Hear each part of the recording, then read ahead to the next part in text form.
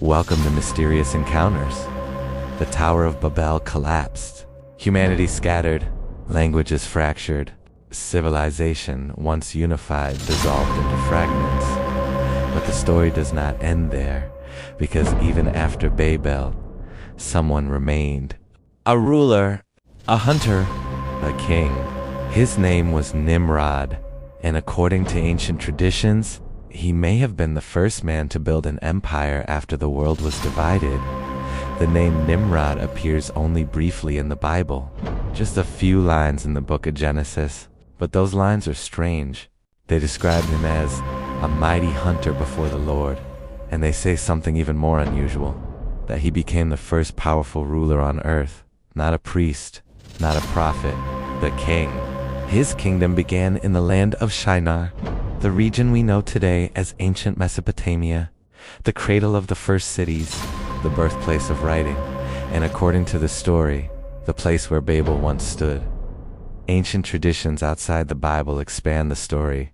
Jewish historians, early Christian writers, Islamic scholars, many describe Nimrod as the ruler who organized humanity after the flood, the builder of cities, the founder of kingdoms, a man who gathered scattered tribes and forged them into the first empire.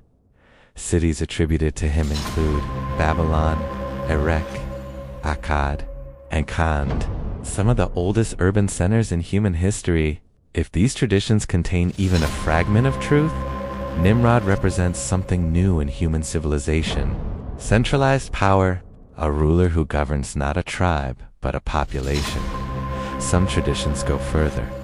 They claim Nimrod was not just a ruler of cities, but the architect behind the Tower of Babel itself, a project meant to unite humanity, or control it, depending on the storyteller. The tower was not merely a structure, it was a symbol, a declaration that humanity could reach the heavens, or perhaps that a king could rule everything beneath them, whether the tower was literal or symbolic.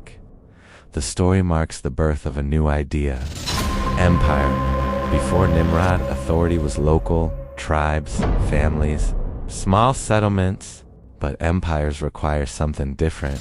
Administration, language standardization, law, control of resources, and most importantly, a central authority. From Mesopotamia onward, the pattern repeats.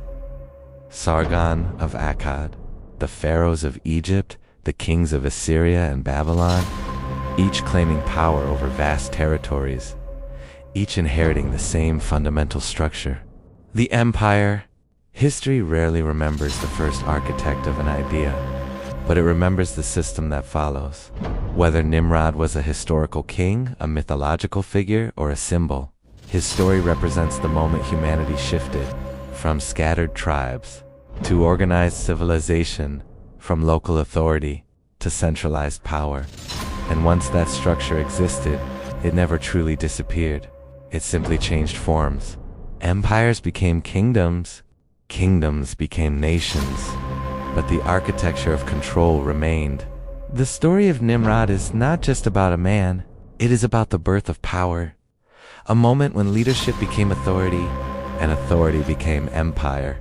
Because after Babel divided humanity, someone had to rule the fragments, and history remembers the name of the first king, Nimrod.